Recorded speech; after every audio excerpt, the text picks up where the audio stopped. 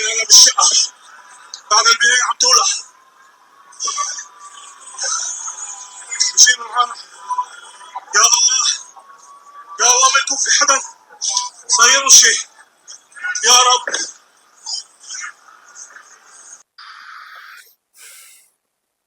ഇപ്പൊ നിങ്ങൾ ഈ കണ്ട വീഡിയോ ഉണ്ടല്ലോ, ഇത് ഇസ്രായേല് ലെബനോന്റെ റെസിഡൻഷ്യൽ ഏരിയയിൽ നടത്തിയിട്ടുള്ള ആക്രമണത്തിന്റെ ദൃശ്യങ്ങളാണ്. ഇതുപോലത്തെ ഒരുപാട് ദൃശ്യങ്ങൾ നമ്മൾ കണ്ടു കഴിഞ്ഞു ഗസയില്. ഇപ്പൊ അതിന്റെ അതേ റെപ്ലിക്ക ഏകദേശം അതുപോലെ തന്നെ ലെബനോനിലും സംഭവിക്കുകയാണ് എന്നുള്ളതാണ്. അപ്പോ ഈ ഇറാനും അമേരിക്കയും തമ്മിൽ നടക്കാൻ പോകുന്ന പീസ് കരാറിനെ എങ്ങനെയെങ്കിലും തുരങ്കം വെച്ച് നശിപ്പിക്കുക എന്നതാണ് ഇസ്രായേലിന്റെ ലക്ഷ്യം എന്ന് പറയുന്നത്. അത് ഈ ഒരു ആക്രമണത്തിലൂടെ, ഇസ്രായേൽ ഇപ്പൊ നടത്തിക്കൊണ്ടിരിക്കുന്ന ആക്രമണത്തിലൂടെ വളരെ വിസിബിൾ ആണെന്നുള്ളതാണ് പറയാനുള്ളത്. അത് മാത്രമല്ല, ഇപ്പോ ഇന്നലെ ഇസ്രായേലിന്റെ ധനമന്ത്രി ബസാലൽ സ്മോട്രിച്ച് വന്ന് പറഞ്ഞത്, ഇറാൻ ഇസ്രായേലിനെ ആക്രമിക്കുന്നുണ്ടെങ്കിൽ, അല്ലെങ്കിൽ ഇറാൻ ഏതെങ്കിലും തരത്തില് ഇസ്രായേലിന് നേരെ മിസൈൽ ആക്രമണം നടത്തുകയാണെന്നുണ്ടെങ്കിൽ അതിന്റെ പ്രത്യാഘാതം ഞങ്ങൾ നടത്തുക ഇറാന് നേരെ ആയിരിക്കത്തില്ല, അതിന്റെ പ്രത്യാഘാതം ഞങ്ങൾ നടത്തുക ലെബനോന് നേരെ ആയിരിക്കുമെന്നാണ് ഇസ്രായേലിന്റെ ധനമന്ത്രി ഇപ്പോ പറഞ്ഞിരിക്കുന്നത്. അത് ഇസ്രായേലിലെ തന്നെ മാധ്യമമായിട്ടുള്ള N12 എന്ന് പറയുന്ന മാധ്യമം പുറത്തുവിട്ടിട്ടുള്ള റിപ്പോർട്ടുകൾ പ്രകാരമാണ് ഇത്തരത്തിലുള്ള കാര്യങ്ങൾ വരുന്നത്. അങ്ങാടി തോറ്റതിന് അമ്മയോട് എന്ന് പറയുന്ന അതേ പരിപാടിയാണ് ഇപ്പോ ഇസ്രായേൽ ചെയ്തുകൊണ്ടിരിക്കുന്നത് എന്നുള്ളതാണ്. ലോക സമാധാനത്തിന് ഇത്രയേറെ ഭീഷണിയായിട്ടുള്ള ഒരു രാജ്യം ഉണ്ടോ എന്ന് ചോദിച്ചു കഴിഞ്ഞാൽ ഇല്ല. ആ രാജ്യത്തിന്റെ ചുറ്റുഭാഗത്തുള്ള റെസിസ്റ്റ് ചെയ്യുന്ന ഒരു സമൂഹത്തിനും ഇവരെ കൊണ്ട് രക്ഷയില്ല എന്നുള്ളതാണ് യഥാർത്ഥത്തിൽ സംഭവിക്കുന്നത്. പക്ഷെ ഇങ്ങനൊരു കാര്യം നടക്കുമ്പോ അതിൽ ഏറ്റവും കൂടുതൽ വിറളി പിടിക്കുന്നത് ആർക്കാന്ന് ചോദിച്ചു കഴിഞ്ഞാല് നൺ അതർ ദാൻ അത് ഡൊണാൾഡ് ട്രംപിനാണ്. ട്രംപ് പേടിച്ചിരിക്കാന്ന് പറഞ്ഞു കഴിഞ്ഞാല് ട്രംപ് ലിറ്ററലി പേടിച്ചിരിക്കുകയാണ് ഇസ്രായേലിന്റെ ഈ ലെബനോൻ അറ്റാക്കില്. എന്താ അതിന്റെ തെളിവ് എന്ന് ചോദിച്ചു കഴിഞ്ഞാല് ഡൊണാൾഡ് ട്രംപിന്റെ പോസ്റ്റ് തന്നെയാണ് അതിന്റെ തെളിവ്. അപ്പൊ ആ പോസ്റ്റ് ഞാനൊന്ന് വായിക്കാം. അതായത് ഇന്ന് 10:46 AM 14/6/2026 10:44 AM ഇട്ടിട്ടുള്ള ഒരു പോസ്റ്റാ. അപ്പൊ അത് നോക്കാം നമുക്ക്. This morning's attack on Beirut should not have happened, particularly on a special day when we are so close to peace deal with Iran. ഇറാനുമായിട്ട് നടത്താനിരിക്കുന്ന ആ ഒരു പീസ് ടോക്കിന്റെ ഭാഗമായിട്ട്, അല്ലെങ്കിൽ ആ പീസ് ടോക്കിന്റെ പശ്ചാത്തലത്തില് ബെയ്റൂത്തിൽ നടന്നിട്ടുള്ള ഈ അറ്റാക്ക് നടക്കാനേ പാടില്ലായിരുന്നു.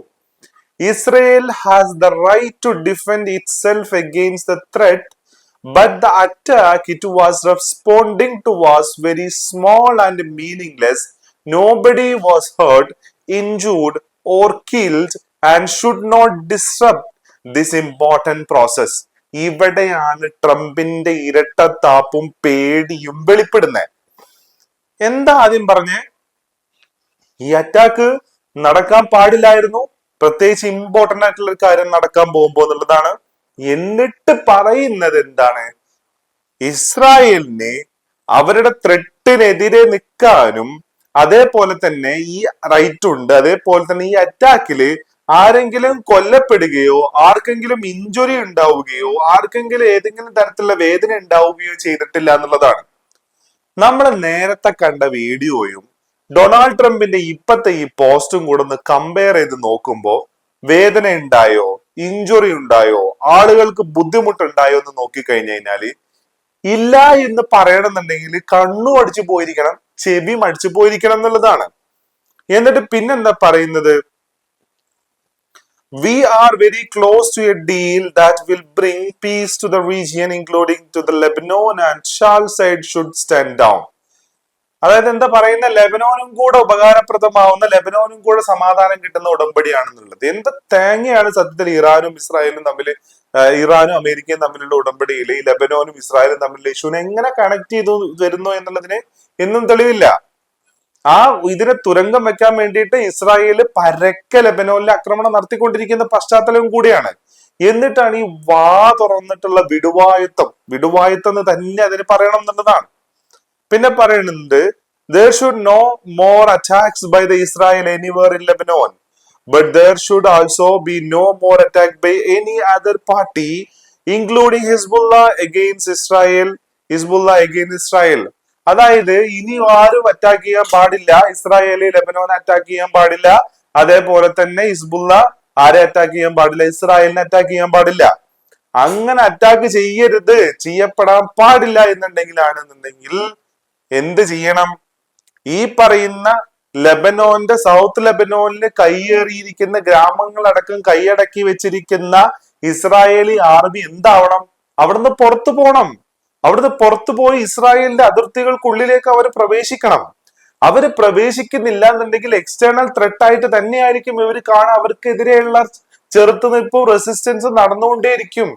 ആ റെസിസ്റ്റൻസിനെ എന്തായിട്ട് കാണുന്നു? ഇസ്രായേലിനെതിരെയുള്ള അറ്റാക്ക് ആയിട്ട് കാണുകയും അപ്പോ അതിന്റെ റിട്ടാലിയേഷൻ എന്നുള്ള നിലയ്ക്ക് ലെബനോനെ വീണ്ടും ഇസ്രായേൽ അറ്റാക്ക് ചെയ്യാണ്.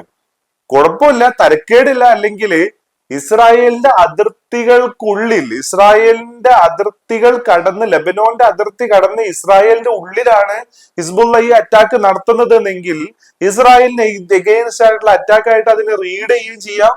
അതേപോലെ തന്നെ ഇസ്രായേലിന് ലെബനോനെ അറ്റാക്ക് ചെയ്യാനുള്ള എല്ലാ ലെജിറ്റിമസിയും അവിടെ ഉണ്ടാവുകയും ചെയ്യും. പക്ഷെ സിനാരിയോ അതേ അല്ല.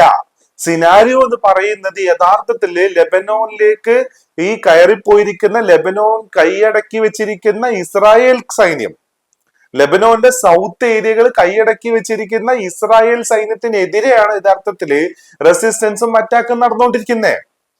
സ്വന്തം വീട് കയ്യേറിയ ഒരുത്തനെ അവിടുന്ന് തല്ലി ഓടിച്ച് പുറത്താക്കാൻ വേണ്ടിയിട്ട് ശ്രമിക്കുമ്പോ കയ്യേറി വന്നവനും ഈ ത്രെട്ടിനെ തടുക്കാനുള്ള അവകാശം ഉണ്ട് എന്നുള്ളതാണ് ട്രംപ് ഇവിടെ പറഞ്ഞുകൊണ്ടിരിക്കുന്നത്. ട്രംപിന് പീസ് ഡീൽ നടന്നാ മതി, ഇസ്രായേൽ എന്ത് തേങ്ങ വേണമെങ്കിലും ചെയ്തോട്ടെ ലോകത്തിൽ എന്നുള്ളതാണ് ആരുടെ അഭിപ്രായം? ഈ പറയുന്ന ട്രംപിന്റെ അഭിപ്രായം. ഇതിനെ കൃത്യമായിട്ട് ആര് മനസ്സിലാക്കുന്നുണ്ട്? ഇറാൻ മനസ്സിലാക്കുന്നുണ്ട്. ഇറാൻ എംബസി സറാജിവോ ഒരു പോസ്റ്റ് ഇട്ടിട്ടുണ്ട്. As A Persian proverb puts it, should we believe the fox oath or the rooster's tale? അതായത് ഒരു പഴഞ്ചൊല്ലാണ്, ഒരു ചൊല്ലാണത്. അതായത് എന്താ പറയാ, കുറുക്കന്റെ സത്യമാണോ, കോഴിയുടെ ടെയിലാണോ, കോഴിയുടെ വാലിനെയാണോ വിശ്വസിക്കേണ്ടത് എന്നുള്ളതാണ്. കുറുക്കൻ പറയുന്ന സത്യമാണോ, കോഴിയുടെ അതായത് രണ്ടിനെയും വിശ്വസിക്കാൻ പറ്റില്ല എന്നുള്ളതാണ്.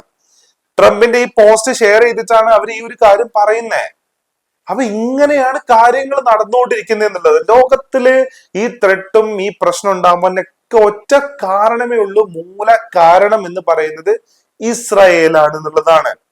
ബെഞ്ചമിൻ നെതന്യാഹുവും ടീമും ട്രംപിന്റെ അടുത്തേക്ക് ആ ഹാഫ് കുക്ക്ഡ് ആയിട്ടുള്ള ഐഡിയ കൊണ്ട് ചെല്ലുകയും ആ ഹാഫ് കുക്ക്ഡ് ആയിട്ടുള്ള ഐഡിയ അതേ രൂപത്തിൽ എടുത്തിട്ട് ട്രംപ് ഇറങ്ങിത്തിരിക്കുകയും ട്രംപിന്റെ സാമാന അടക്കം, ജെട്ടി അടക്കം ഹോർമൂസിൽ പെട്ടുപോകുന്ന അവസ്ഥ ഉണ്ടാവുകയും കൂടെ ചെയ്തു എന്നുള്ളതാണ്.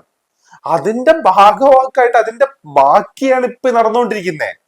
അപ്പൊ ഗ്രേറ്റർ ഇസ്രായേൽ എന്ന് പറയുന്ന സ്വപ്നത്തിൽ നിന്നും ഇസ്രായേൽ പുറകോട്ട് വരില്ല.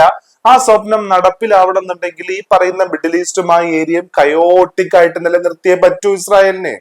അവിടെ ഒരു സ്വാതന്ത്ര്യം, അവിടെ ഒരു സമാധാനം ഉണ്ടാവാനേ പാടില്ല. അത് ഇസ്രായേൽ ആഗ്രഹിക്കുന്നില്ല. പക്ഷെ അമേരിക്ക അത് ആഗ്രഹിക്കുന്നുണ്ട് എന്നുള്ളതാണ് സത്യം. അപ്പൊ ഇങ്ങനെയാണ് ഇപ്പൊ കാര്യങ്ങൾ നടന്നുകൊണ്ടിരിക്കുന്നത്. ലെബനോനും മറ്റൊരു ഗാസ ആവാനുള്ള അവസ്ഥയിലോട്ടാണ് ഇപ്പൊ പോയിക്കൊണ്ടിരിക്കുന്നത് എന്നുള്ളതാണ് പറയാനുള്ളത്.